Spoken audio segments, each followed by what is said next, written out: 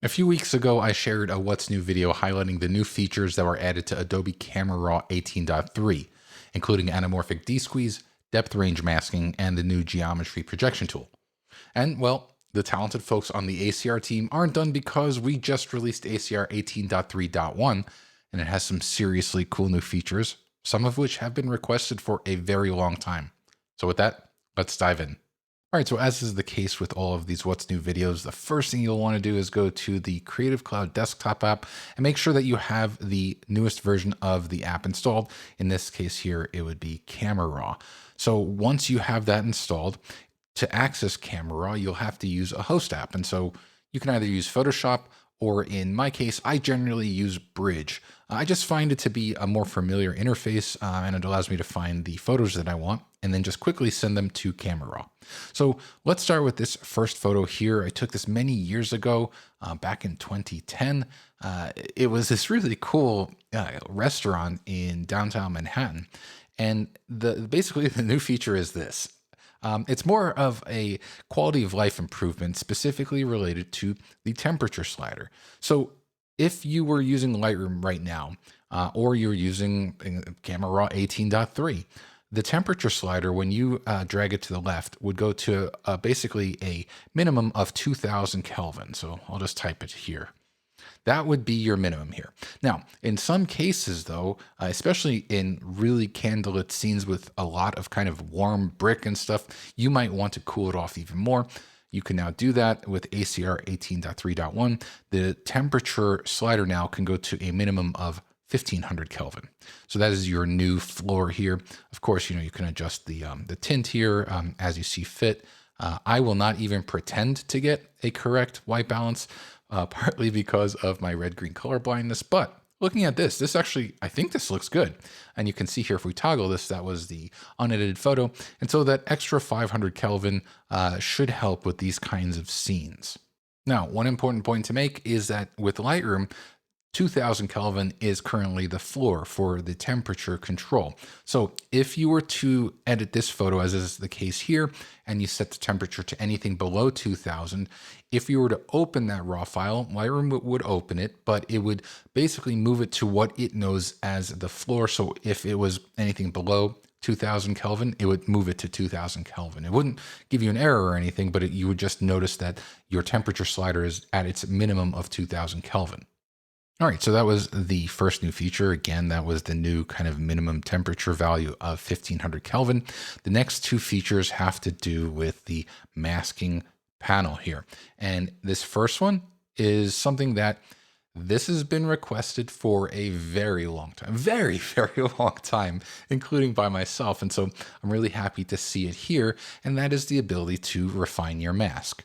So let's start with a sky mask here. So this is an adaptive sky mask. And if I zoom in here, you can see there is the sky mask. And you can see how it's kind of the mask itself via the overlay. You can see it's kind of covering some of the tree limbs, and it's kind of spilling over onto the subject, in this case, the tree.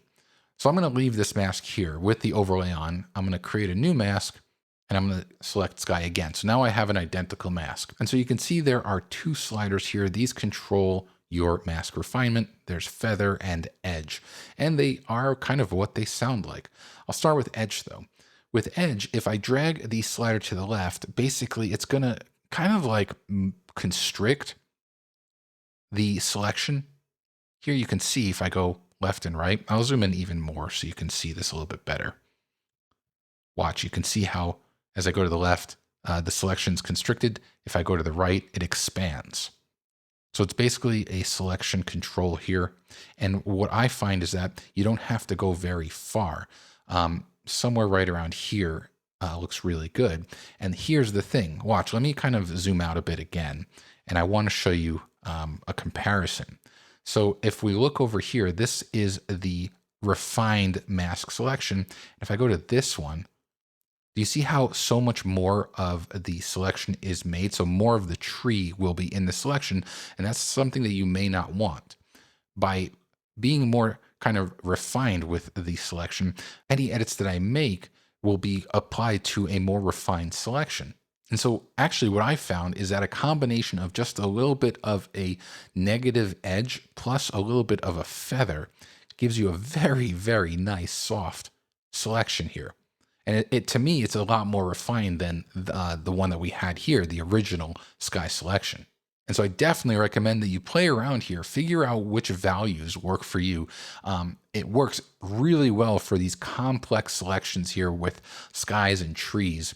And it just makes it a lot easier for you to get the refined selection that you've been looking for. But it's not only for skies. Let's go ahead. I'm going to drop out of here. I'll open up this portrait photo.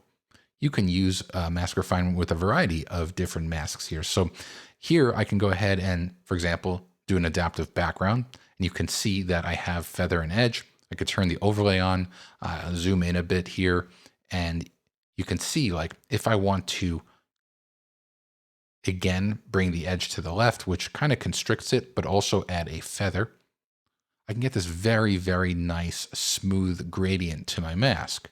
And of course, turning the overlay off, I can now further edit this as I see fit. But it's not only, again, limited to the adaptive masks like background and sky. I can create a new mask here. Let's go to select people. I'll select the iris and the pupil and then create this. Now let's kind of zoom in here and turn the overlay on. And again, I can go ahead and make a much smoother mask here using the feather slider. And I can also constrict it or expand it. So I'll bring it in a little bit and then again, turn the overlay off. And then I can make my edits with much more control over the actual mask itself. Now, I've been playing around with mask refinement in ACR for a few weeks now, and I absolutely love it. And it's one of those things when I go back to Lightroom, which is still kind of like my primary editing platform, I miss it. And so I know that's going to be a question. Is it coming to Lightroom? When is it coming to Lightroom? Again, Camera Raw is quite literally the engine that powers the entire edit stack in Lightroom. And so, hopefully we will see this in Lightroom soon enough. I think it's exciting that it's in Camera Raw now, so you can at least start playing around with it and familiarize yourself with the tools so that when it makes it to Lightroom, you can just hit the ground running. All right, the third and final improvement in ACR 18.3.1. Again, it's in the masking panel. Again, this is something that I love to see, and that is the ability to apply color grades within a mask. So before, color grades were always global tools. You'd go down here and under color grading, you'd have your color grade tools. Now though, if I go to masking here, I can get much more complex effects with color by pairing the color grade with specific masks. So again, let's go ahead. I'm going to make a background selection here, and you can see there's my selection. I'll turn it off. And then now if I scroll down, you'll see there is color grading in the masking panel. So what does that mean? Well, I'm going to go ahead here. I'm going to bring up the shadows color wheel here, and I'm going to apply, say, maybe like, I don't know, a blue hue to the shadow region, but it's only in the background. Look at the person. The person has plenty of shadow on him. And so as I increase saturation, you see how he's not being touched. It's just being applied to the background, which this actually looks pretty cool. This color grade treatment specifically to the background. I can also adjust the luminance here. If I want to make it a little bit contrasty, I can do that as well. Now, of course, I can create another mask. I'll select the subject. You can see there is our subject over there. And maybe for the subject, I'll kind of do an opposite. Same thing with the shadow, since he's mostly in shadow, except this time I will add somewhat of a warmer hue, increase the saturation, and you can see here how only he's getting warm. The background's not being touched. And so again, if you're someone who really enjoys experimenting with color grading, the introduction of having the color grading panel with masks just opens up all sorts of opportunities here. Let's go ahead and I might open up the luminance here just a tiny bit there. And so if we toggle this, you can see this is the original image without any masks. And then here you can see what we're able to accomplish by binding color grades with individual masks. And of course, again, if we zoom in here just to kind of illustrate, we still have our refinement controls here. And so we have the subject selected, and you can see if I take edge here and I move it around, you can see if I bring it to the right, basically the subject mask is being expanded. And so that warm color grade is bleeding into the background, which I don't want. I actually want to constrict that. In fact, maybe a little bit more like that. And then with the background, same thing. If I take the edge here and I bring it to the left, basically it's constricting the background mask. But then if I bring it to the right, what this allows me to do is really dial in the selection so that it's as sharp or as soft of an edge as you want, especially if you add a little bit of a feather. All right, so those are the new features and improvements added to ACR 18.3.1. I love seeing how hard the team is working to get these meaningful quality of life improvements added at an increased cadence here. Again, 18.3 was just released not too long ago. So with that, if you missed out on what was released in 18.3, I've got this video for you right here, or you can see what YouTube thinks you might like over here. As always, a thumbs up is greatly appreciated, as is clicking on the subscribe button and the bell icon to get notified of all future videos. Thanks a lot, everyone.